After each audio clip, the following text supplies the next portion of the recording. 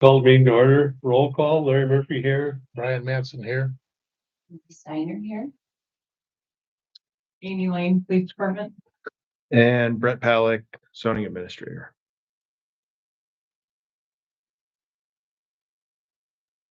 Pledge allegiance. Pledge allegiance to the flag of the United States of America and to the republic for which it stands, one nation, under God, indivisible, with liberty and justice for all.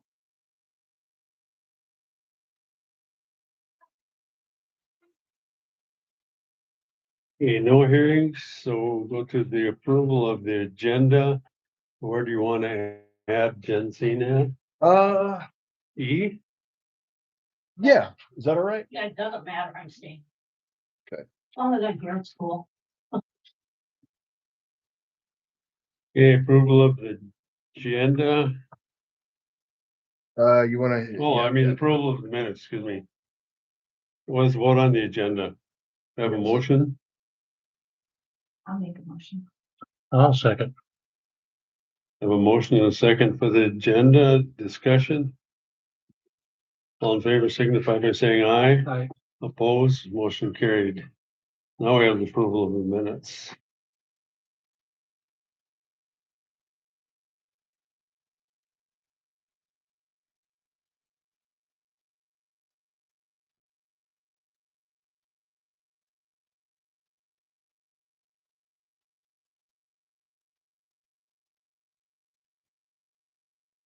You shorten your name or?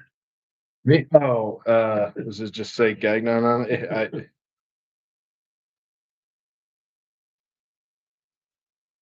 Oh, yeah, there's a typo there.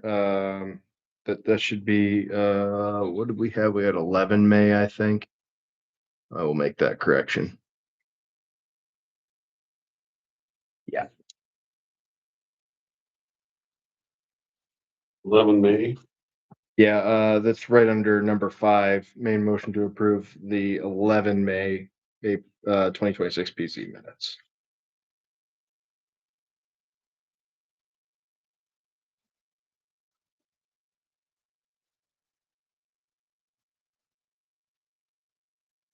Any other corrections?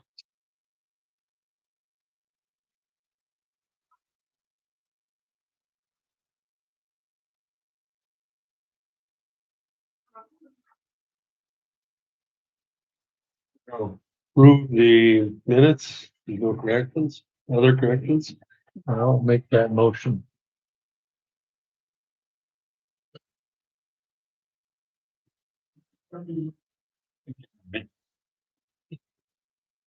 I note that we did have a correction. On the date. Approval of the minutes as amended, yeah.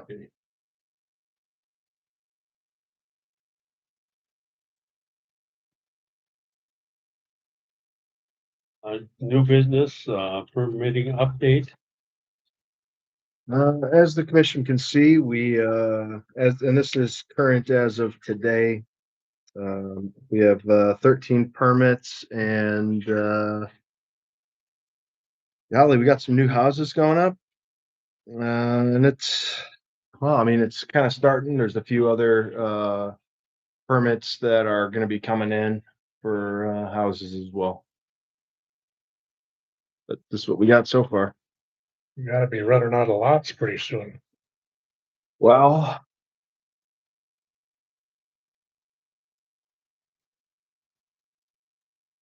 oh,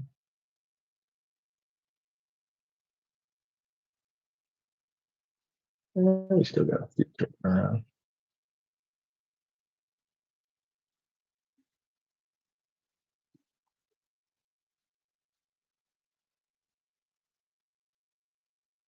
Anything else on the permit update? Nothing significant. You need a motion for that or just? No, Okay, that's informational. chief land amendment proposals. Hunting in city limits discussion. Yeah, so we had talked about this at the last meeting. I didn't have an ordinance put together at that point in time. There's been some individuals that have asked about this, so Brett and I had talked about it to put something together for you guys to look at, review, kind of give us some thoughts, feedback on it. There was a couple things in here. I'll call them cosmetic under section 6. Yeah, I think that I just want to clean up that entire section, and because I don't want to specify anything, just put in accordance with what, the DNR says per species and season, right? As far as when it comes to And I did send this. crossbow, shotgun, using lawful shot, like that kind of opens up a little liability. That's all. I sent this to the DNR today. He's off, to ask him to review it and give me his thoughts on it as well. Okay.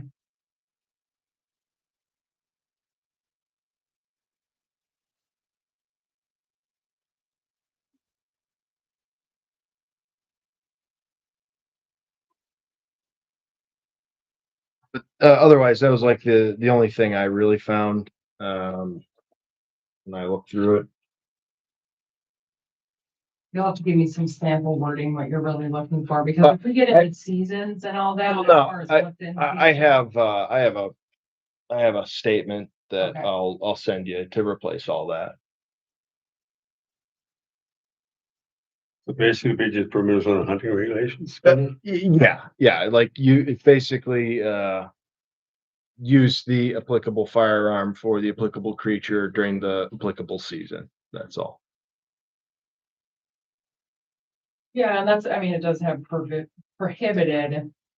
obviously, if you're using a rifle during muzzle loading, there's probably gonna be problems, but And I believe the DNR covers all of that anyway. Yeah. So that's why I'm gonna put it all on them. Like to the person that's applying for the permit, part of the rules, hey, you need to look up and whatever the DNR says for whatever game you're trying to hunt.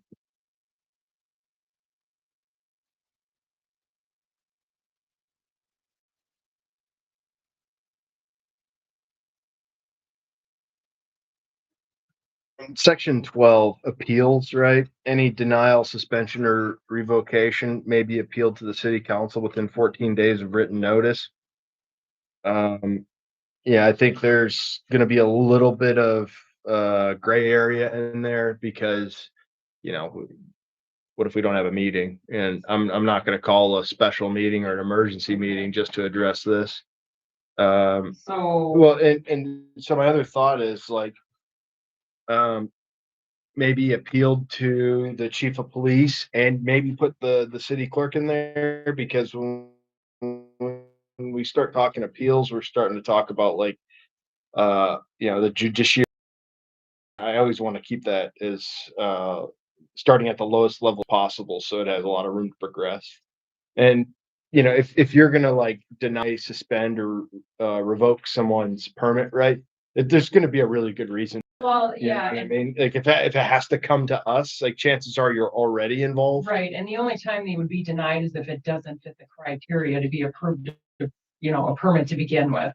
So, or say they don't turn in what they're required to turn in. Yeah, then I mean, sorry, you're not even gonna get issued a permit in the first Mhm. place, right? And does it specify? Oh yeah, okay, here's the rural resident portion of it. Yeah.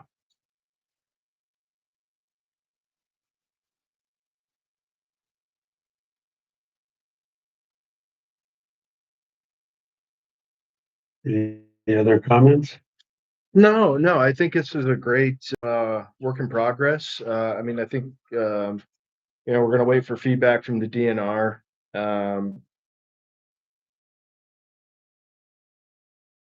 And I'll probably raise it up to the council as well, just for to start getting their essay. I think we'll have a fun fall with these public hearings, pending we can get some folks to show up and chat about them if they'd like.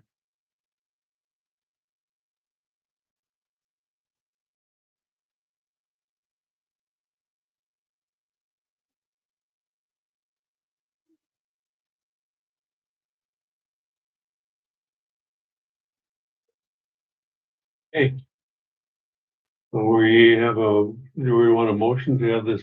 No, I think we're still just discussing right now. Okay, so.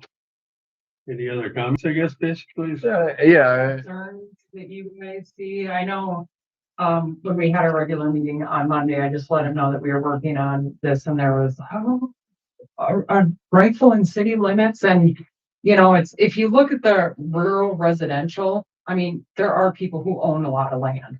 Right, Here. It's, you know, it's kind of like I explained, yes, anybody who hunts, you know, you have to be responsible of which way you're pointing your firearm. It'd be no different than somebody sitting outside of city limits shooting in towards town. Like, it's not smart. We know that. So it is very nitpicked as far as who's gonna be able to do it. Obviously, somebody that lives on the lake is not gonna be able to be hunting in town. So, yeah, okay, so here's the zoning map, right? And we're saying like rural residential, that's it up here. And there's, you know, okay, we have the northwest corner, we got a little spot to the east, and then we got the south part here. Like that, like, so we're saying you're allowed to hunt there, but you know, of course this is private, so you need to have you're gonna have to go seek permission. During the permitting process, we're gonna give them a copy of this and say, hey, you're only authorized in these green areas. And, you know, understand that when you're out there hunting, you should orient your rifle away from, you know, Spirit Lake Motel for Christ's sake. yeah, Not that we have to be that micromanaging or no, I would hope do if that, you're deer hunting, that you have the common sense of what goes into deer hunting. but there's Okay, gonna that's like- obviously be some disclosure here. Hey, folks, Yes. like we're gonna approve this, comma. well, and I guess. The person hunting on their own land, would they need a permit then to do that? Yes, and we're gonna do that because if you look back here on the permit, it talks about your attachments. So this is information that they're gonna have to provide. A map of their property. Talk about the boundaries, whoever your adjacent owners are, they need to put their hunting stand line locations and their proposed shooting directions. Wherever their structures are, We're asking If- for a if they're hunting. 240 shot map there. Yeah, if they're hunting on somebody else's land, they don't own it, then we need written permission from them that says that they know that they're out there. We need written permission, Like or say, they need it. well, they do, but like, if I'm gonna go hunt on somebody's property here, I don't own it. Well, I need written permission from the property owner. And that's part of the permit. Yeah. Yeah. I think it makes sense.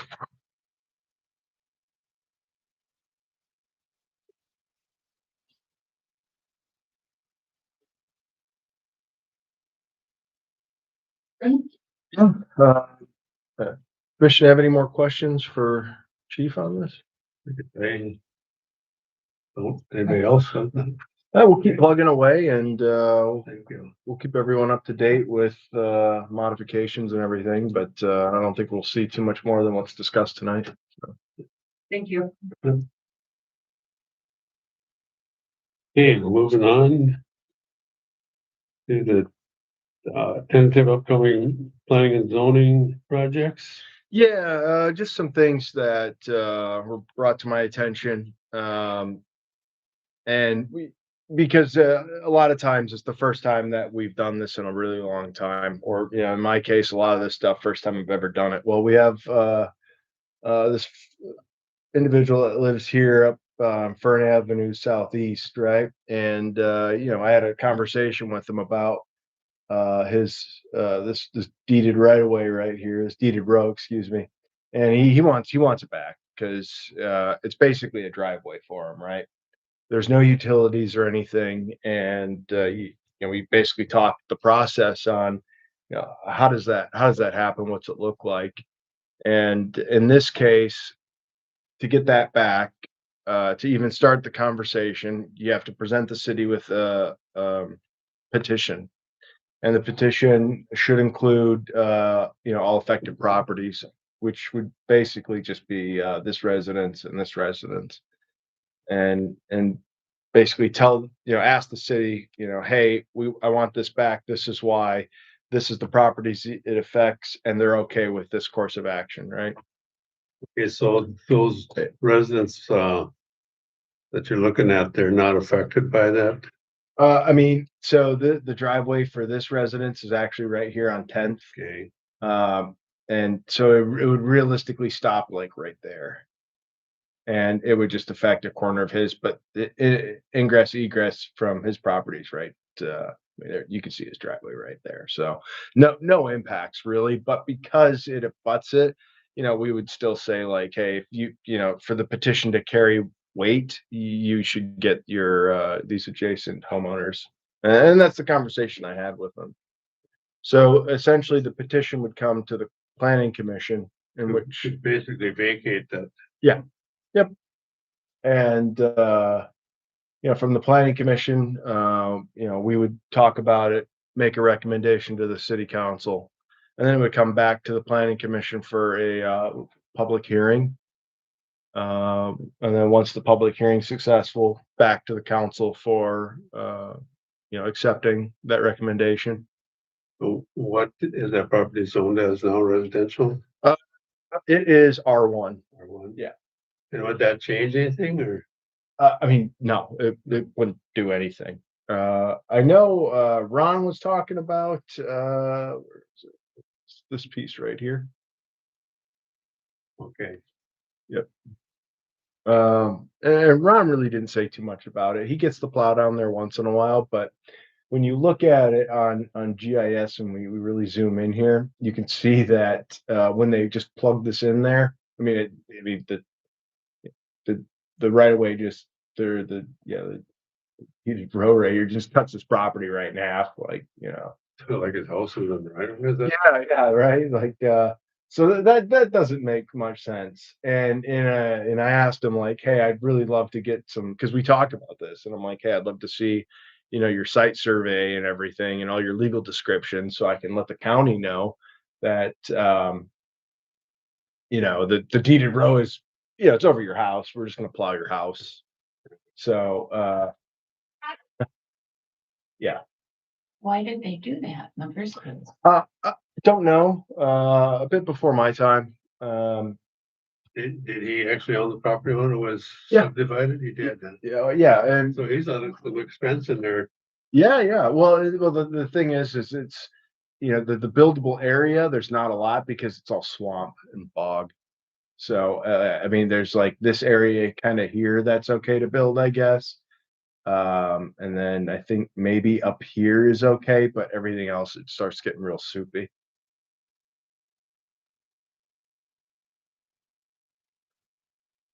Wasn't that flat in my odd one years ago? Maybe. I don't know, but this is basically the. So right What's there. its legal description? Is it? Oh, yeah. Plat description, Oh, gosh, yeah. uplands, Pine That's Acres. been like that forever. Yeah, So. Just something potentially coming down the line. I don't know if he'll do it or not. And well, I guess at that point, like maybe. Yeah, then, discuss it. yep. Like there'd probably be a public hearing then. Oh, yeah, like, yep. There'll be a public hearing attached to this, or part of the process. So, so really, yeah, that's just tentative upcoming, planning and zoning projects that'll be coming up if they do. Maybe they don't, but when I encounter something like this that I haven't encountered before, I like to bring it to the commission here, just so like, at least we socialize it, right? But otherwise, pending any questions, that's all I got for that portion. Any questions on that? Move on to D, cemetery ordinance. Yeah, well, this has really, I think it's kind of overdue at this point. Here we are. We have some rules on our website. I know there's rules out at the campground, or excuse me, cemetery. Ooh. I know it's a short week, but it's been a long week. And we get some calls sometimes that are just a little like kind of just out there. Hey, I want to go dig a grave. Like, no, you can't dig a grave. Where's your excavating permit? Right? Like, hey, can I just put ashes in between or cremains in between some? No, you can't. That's not how it works, right? So, I think it's high time that we kind of lay out some left and right limits. You know, when we talk about a cemetery and then you talk about an ordinance, what comes to mind is regulation. I don't want to regulate it. I just want like, here's what you can do, here's what's legal, and that's it. There's also a thing called a green burial where you just basically chuck a body in the ground and just let nature do its thing. Which People are wanting that now. yes, Here? well, no, well, not here specifically, but Minnesota allows that. So therefore, well, we have to put something into an ordinance that is for or against it, right? And just because of the nature of our cemetery, we're not going to allow that, just because of really where it's located and precedent that's already there. So, that's in here. All right. So, you know, section 2, ownership and control. The city has had the cemetery in their possession since I believe 2008.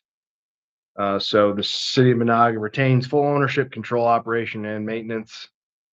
Um, maintain records of all plot sales, and that's not so much saying like the city maintains it, but when people are asking for a plot, that's also telling them that, hey, you know, it's on you to give us this information if we need it. Plot purchase and rights, right? Purchase price, that's basically the on the fee schedule. That's done by resolution. Um,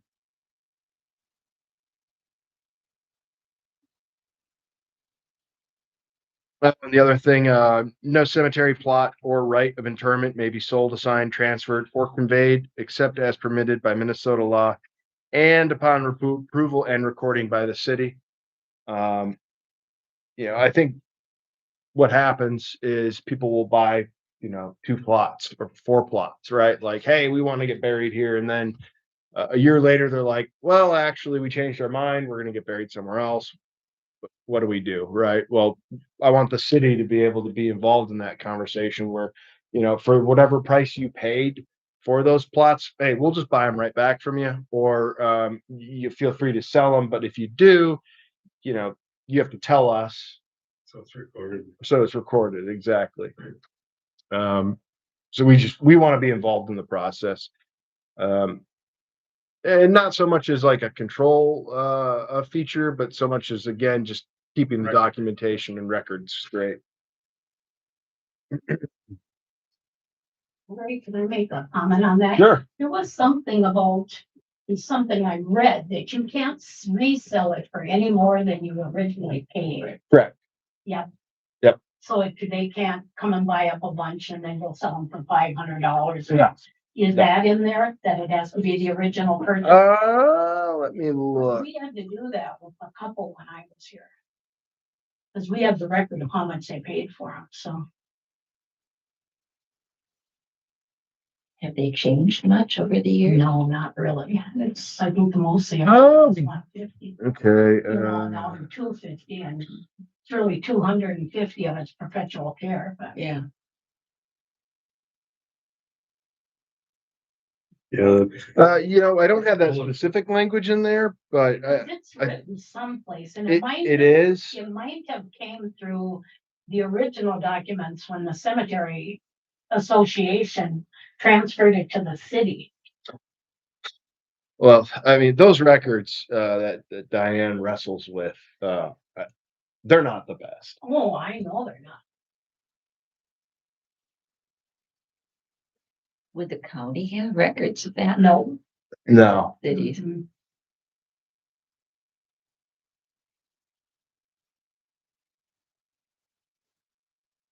Probably the best records that are now. Well, I know, I can't say how recent this was, but Diane did facilitate the transfer of some plots that were purchased in the 1970s. And you know, the price for those plots were the price that was paid for in 1970. So the price doesn't change once there's documentation on that plot being sold. Okay. All right, interments.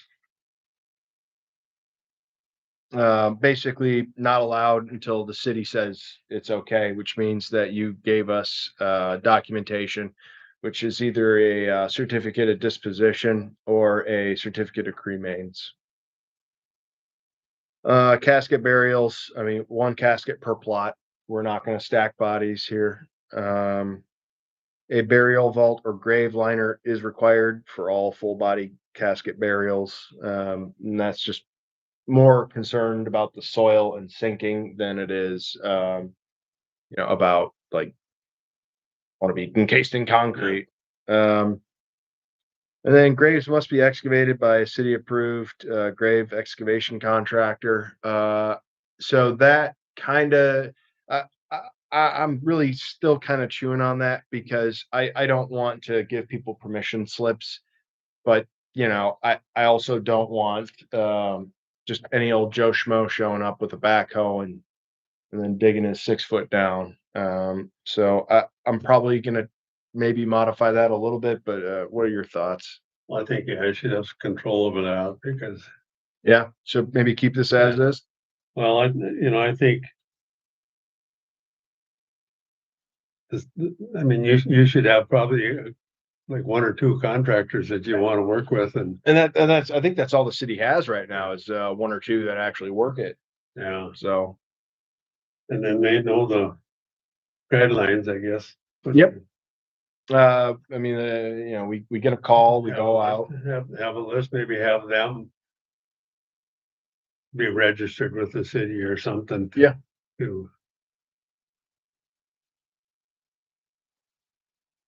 Are those all separate charges? Typically it's all handled by the funeral home. They make all the coordinations. They're the ones that will interact with. They're the ones that tell us they want to be buried on this day, so this way we go mark the grave for them, and they're the one that facilitate the actual grave diggers to Okay. go out. no, So I think I it's didn't know if that was included in the price of the plot or what. no, the price of the plot is basically like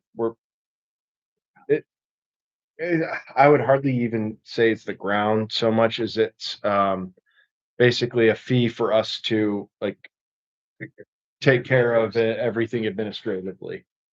Because it's a lift. At some point in the future, we're going to get some kind of ground penetrating radar out there because there are some areas where we don't know if there's bodies there, and we're not going to go just stick up into the ground and we're gonna get technical with it, but that comes with a price. So yeah, when we talk about that, we're going to talk about that, budgeting and everything else. So maybe the cemetery will have its own capital outlay line at this point just for continued improvements.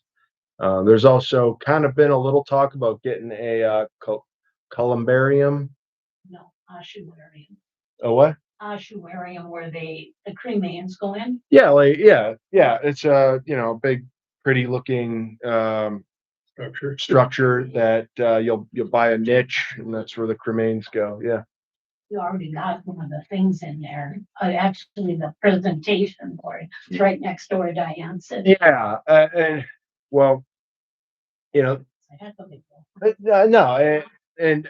but it's one of those things where we have to buy it, so we're going to be in the hole eventually. We'll break even plus whatever percentage above that we'll charge for them. But that's going to again go towards the maintenance of the cemetery and everything else because we have old Jim out there mowing, and there's always the end of the year where we have to go pick up all the plastic stuff that gets left out there. There's some maintenance that goes into it. Uh, Cremation burials, cremains. Hey, up to 3 cremated remains per plot. That's fair. And that seems to be pretty standard. One casket and up to one set of cremains may be buried at the same plot as space and existing interments allow. We have had people show up and just stick ashes in there willy-nilly, We want to avoid that. So we're saying family members may place cremated remains only with prior written authorization from the city at the location and depth directed by the city. The city may require city staff or a city approved contractor to be present. Cremated remains shall not be commingled except as permitted by Minnesota law. And then we have our plug for green burials. Green burials are not permitted in the Monagas City Cemetery unless and until the city council designates a green burial area by resolution and adopts rules consistent with Minnesota statute 306.991 as amended. So there is this plot here that is owned by the city. 1, 2, 3, and then 1 here. Now, I don't know what we're ever going to do with it, but I think in the back of our minds, maybe we will do something with it. And I don't know what, if anything, but this would be a really nice place to put a, the whatever they, Wearing. yeah, whatever they call it. But don't know. Here's one of the areas where we don't know if there's bodies in there, but we suspect there are. So, this would be a place that we would have ground penetrating radar examine. Are there any markers for anything? Nothing. But again, if you've been out west, there's still old pioneer graves that are just piles of stones. Like We dug a water line through a cemetery once. and you don't even know if it's a cemetery, and then suddenly you're like, oh, these are bones, and that's human. So And installed the project for a few days. yeah, I could totally see that. So we're gonna try to be as respectful as we can while like trying to, because it's a city cemetery, it's a service to the citizens here. So we're just trying to be good stewards about it. And this again, one of the things that it's just a marathon, not a sprint. We're not going to wave a magic wand at this, but we're going to do the best we can with what we have at the time that we have it. So, it's anything else? Is there any designation for the veterans portion of that? I mean, we don't have it in the ordinance, but we already, you have your area here. Right, So, it's your area. We're not going to touch it. Maybe, maybe should we put something in there just recognizing that? I think it'd be all right to recognize it, and I think Yeah, I think one of the too. things they like is the markers to be the white Yeah. veteran type marker, not just, Oh, and that was one of the rules I think they had. And then some people put like a purchase marker from, kind of changes the aesthetic a bit. right, yeah. Okay, well, I think we ought to probably add that in there. Maybe put section like 5.5, veterans, specific burial area. May I make a comment Sure. about that? Well, Sorry. Pardon? Can I make a comment? On the south of the veterans, there already is platted area there. Right, yeah, That was isn't it? done by Apex Engineering. Yeah, I know there's a larger area than they're using. Yes, The other problem is the rules they want is that, like if I want to be buried there, I take the next plot. It's not, I don't get to No. choose. that's how it was laid out. And I know there's missing spots in there. Mhm. So, And only the veteran can be buried there, not the spouse. right, yeah. And that was always a bone of contention too. But there should be a plat for that whole area, because it was around, I think Apex, they paid Apex Engineering to come and do that. Ron might even have it, because that's been the last 10 years. probably does. Yeah, All right. Well, I can add something in there for the veteran specific headstones. Yeah, but Dennis Carlson takes kind of pride in that, so he maybe has some input on that. Yeah, I would and maybe invite him to the next meeting too. Yeah, Cause, hey, as far as I'm concerned, like this little spot here, you know, the veterans area, that's, I mean, that's the VFWs as far as I'm concerned. That's the veterans. So if there's some specific things and they have, you know, consensus about what language they want in here, Yeah. send it. I'll try to remember to bring it. Don't veterans all have the same kind of headstone or footstone or something? I know when my father-in-law died, they came in and put something. Yeah, I think what they want there is like the old white, kind of a slab thing marker. This was in the ground. Yeah, and like normal veterans just get a plaque that you can either set on the face of your headstone or put it flat down on a footstone. All right, moving along here, items not removed by the required date, which is September 1st, which is, you know, advertised out there, may be removed and disposed by the city without further notice. City is not responsible for loss of, damage to, or storage of removed items. So we're just gonna pitch them. You know, pets are only allowed on a leash and under control. No dogs at large are permitted. Owners must remove pet waste. Damage to or unauthorized moving of graves, markers, or city property is strictly prohibited. Cemeteries open from sunrise to sunset. If you do this, we're going to throw the book at you, and the effective date will be whenever this ordinance passes.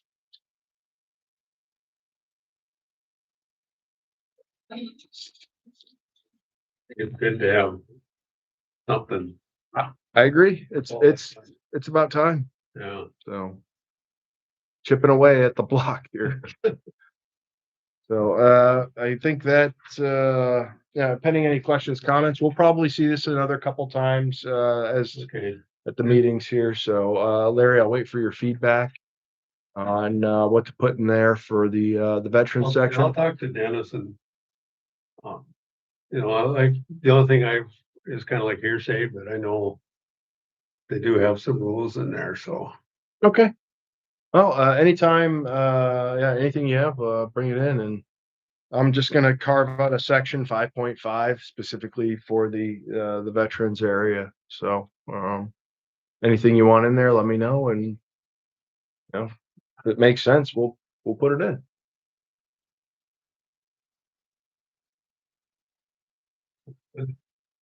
Anything else? Nothing from me, sir. Unseen? You want me to come up there? Yeah, please. I was just reading the minutes that were in the packet, council, and I seen where you guys are proposing that the setbacks be changed in the C2 in the industrial district. Mhm. So, why is that? Well, first of all, if they go, the industrial, they currently have 40 feet and you're proposing 0. Well, so when we kind of look there already, right? I think this is Mohawk right here. No, that's Salo, what's it, Salo Manufacturer, what do they call them now? I think, yeah, I think that's right. Bathtub place.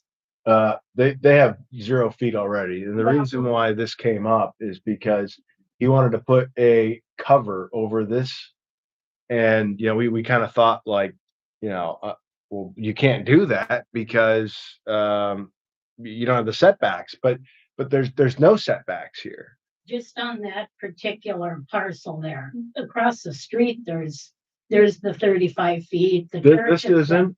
Yep, you know how to This do the isn't. measure. Yes, it is. The- Do the measure up on the top. Yeah.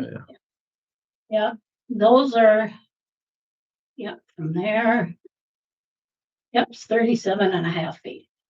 31, okay.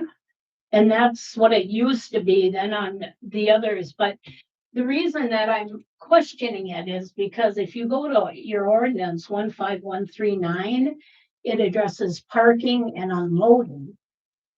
And if you have zero right to the property line and only 5 feet along the sides, they can't meet the parking and loading requirements. I mean, I think I understand what you're saying, but like, give me a scenario, right, where how that would apply because, um, from my standpoint, right, is, um, I don't want to limit where they can build, right? And if they don't plan in their building for loading and unloading, I'm not, we're not responsible for their failure to plan Well, you correctly. kind of are, because they're gonna unload on your city street. If they build right to the lot line, and when this ordinance went into place, Jake, well, you were here, Larry, Jake, and we went through, what was it? Motley's, Fergus Falls, everything, and it's so that and if you bring up ordinance 15139 for parking and loading, it says in there that you can be no closer, all parking has to be on site. So if you can even park on like 5 feet if they went and took their whole front footage. And if he wants to cover that, he could do that by variance. Because it was put in there years ago, but he could get that covered by a variance. Yeah, but when we talk about variances, because variance is basically telling them that they're wrong, and that they have to tell us and explain to us why we're wrong and why we should approve it. And it's, variances are on the individual to prove that. And when I look at this and I'm like, he wants to cover his equities, like, like, so, it's not his fault that this ordinance went in and made it harder for him to take care of his property, Well, right? this ordinance was in place when that building was built, because the ordinance was 1978, and how it got Well- built right to the lot line and didn't get caught, I don't know. But all of them on the north side there have their setbacks. And they also have, because it says that, well, the 15139, it says the industrial, all parking has to be on site. It cannot be closer than 5 feet. And 5 feet from what? not closer on site than 5 feet. Well, you'd have to bring up the ordinance, and I just made notes on that. And then no need to you cannot back onto a collector street or highway. Well, you have no choice but to do that if you let them build to the lot line. Well, no, we absolutely have a choice. Like, hey, if you want to build to the lot line, that's on you. And you're telling me you're not going to plan for loading and unloading on your property, and that you're just going to default to the street when we clearly don't allow it. Well, Well, I see. It's not. I'm playing kind of devil's advocate, right? What 15139? You said? yeah. Because if you have a lot here and you're allowing them 5 feet here, 5 feet here, and you're right to the property line here, how are they gonna unload? If they choose to. The reason the ordinance is there, that we're forcing them to have loading and unloading, so they're not blocking streets. But I think the reason for what we're doing was, if they build, they have to allow for their unloading and loading. They can build to the zero setback, but they have to have their loading and unloading accounted for other than on the street.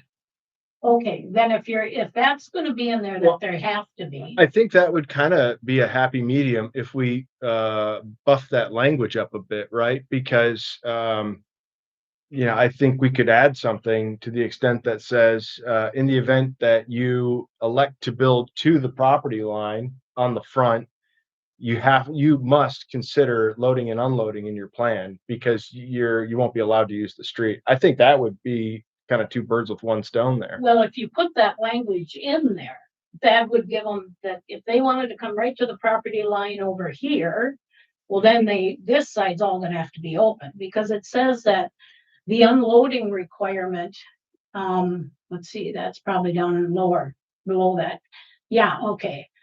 Oh, Shall be off street and shall be located on the same lot. and let's say I got a permit, right, for someone that wants to, we'll just use this plot here, for example, wants to build up to the lot line, and and I'm looking at his plans, and he has loading and unloading at the lot line, Yeah, I think that would kind of be on me to say like, actually, no, I'm not going to approve this. And this is why you didn't account for loading and unloading on your property. So what you need to do is you need to take your build, push it back or modify it so you have a way to bring your trucks in.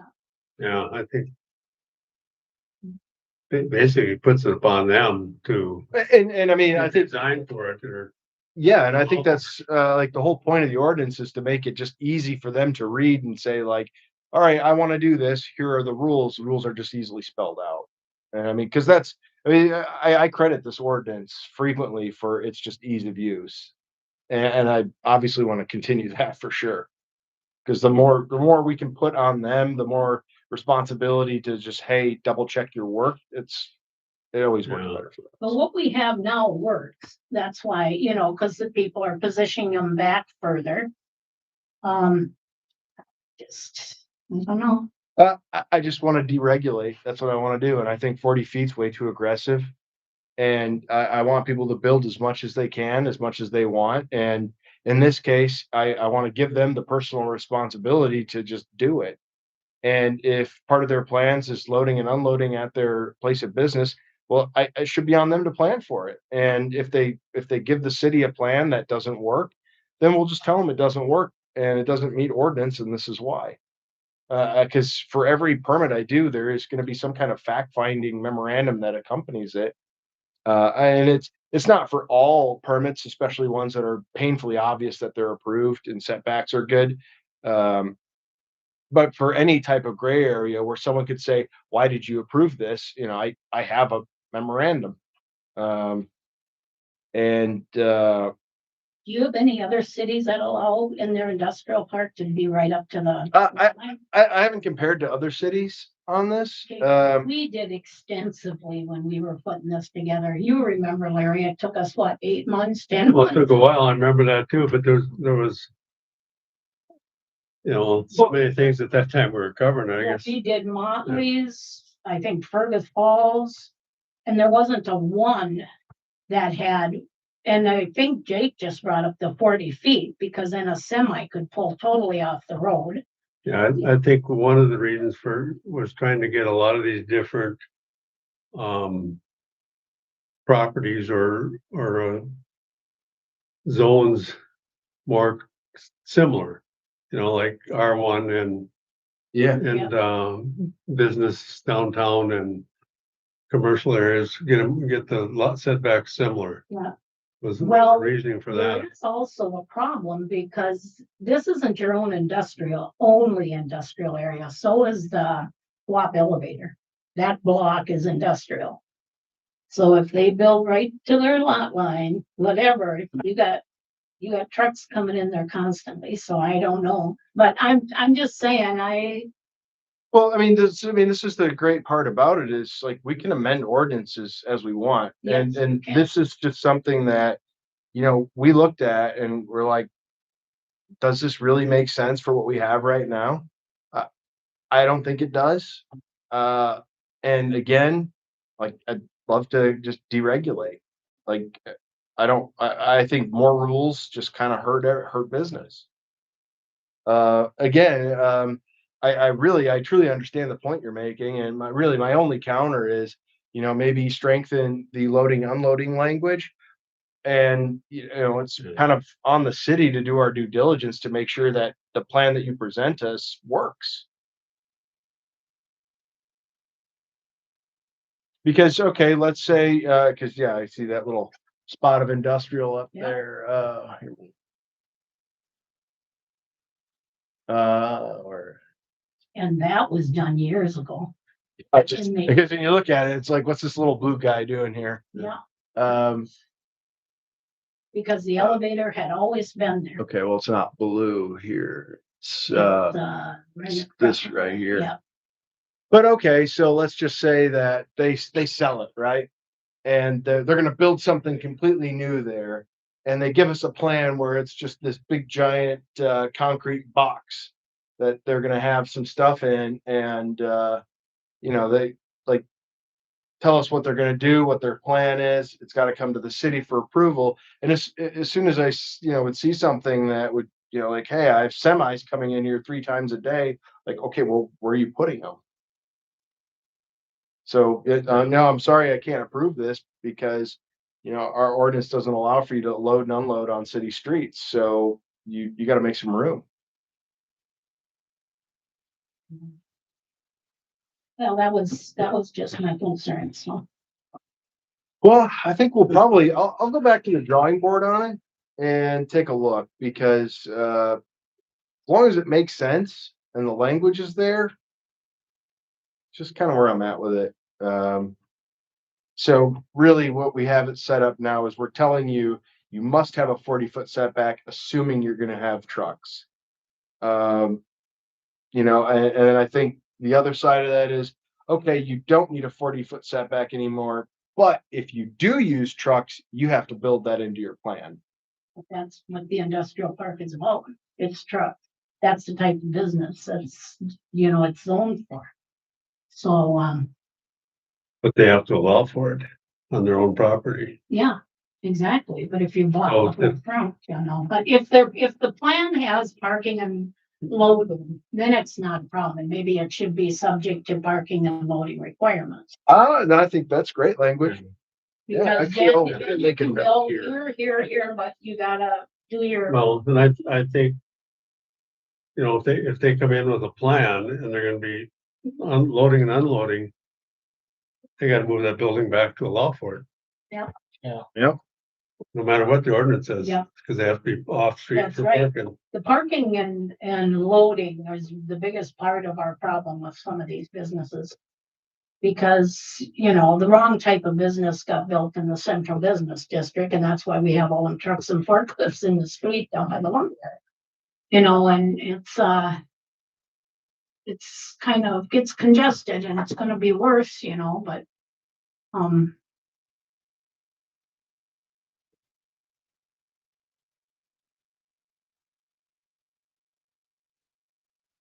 So, I mean, I guess already on the books, you know, we say you can't load or unload on city streets and, you know, there's a 40-foot setback.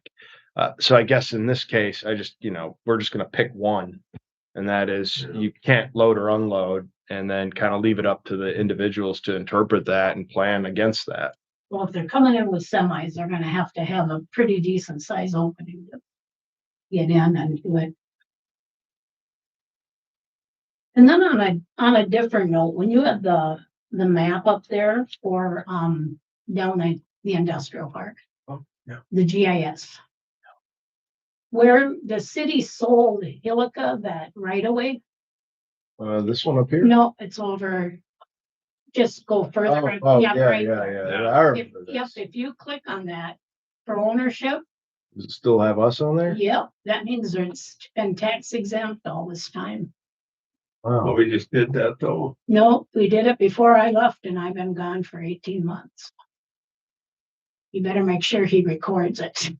Well, I sent that to the county, so I will, You sent it to the county or yeah. did he? no, I sent it to the Oh. county. Yeah. Yep, you maybe should get a hold of her, send another copy. Yeah, we actually had to use the county to get all their lines. I know I So, was here. Huh. And then somebody asked me, Well- well, there's still a railroad right away? Well, And I just. again, this could be one of those things where I'm reasonably certain this was recorded at the county, but it just didn't catch up to GIS because GIS is its own element, right? And it's one of those things where like you can look at lines, but until you get a real surveyor out there, these lines don't mean anything. Right. Those ones I think are actually pretty accurate, but Well, I think they've done some correction on it, but. Yeah. 'Cause I know my lot looks closer now than it did before. Yeah. So, yeah, and historically, Monaga was one of the least surveyed areas in the county, and really only within the last couple of years has that really started picking up. And it's going to be a lot better after the MnDOT project as well, the 8171, because they're going to be up here doing a bunch of surveys as well. So, Yeah. that'll start to take a lot better shape. Molly? Jensen, you got anything else for us here? No, Yeah, All thank right. you. yeah. Yeah. that's- Appreciate your thoughts. Well, when I seen it in the minutes, I go, oh, no. I know how we fought with that, with all the other cities in it. And again, I'm not looking at an ordinance as something that is set in stone and we forget about it for 30 years. No, these should be looked at regularly. So if we do this and suddenly somehow it just does not make sense, or I get inundated with permits trying to do some crazy stuff, and then it's like, well, actually, hey, you guys are really interpreting this wrong. I'll just make the recommendation to amend it again and make it a little stricter. Yeah. So, Well, that's the process myself. All right. I'm done.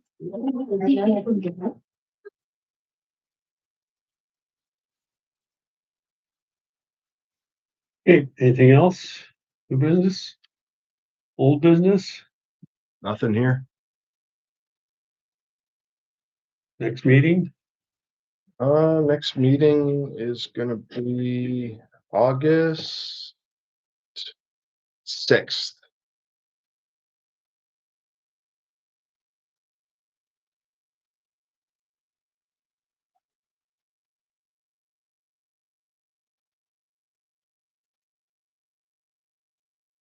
You adjourn? I'll make a motion. I'll second. Discussion, all in favor signify by saying aye. Aye. Meeting closed. It's 5:56. Thank you to no viewers today.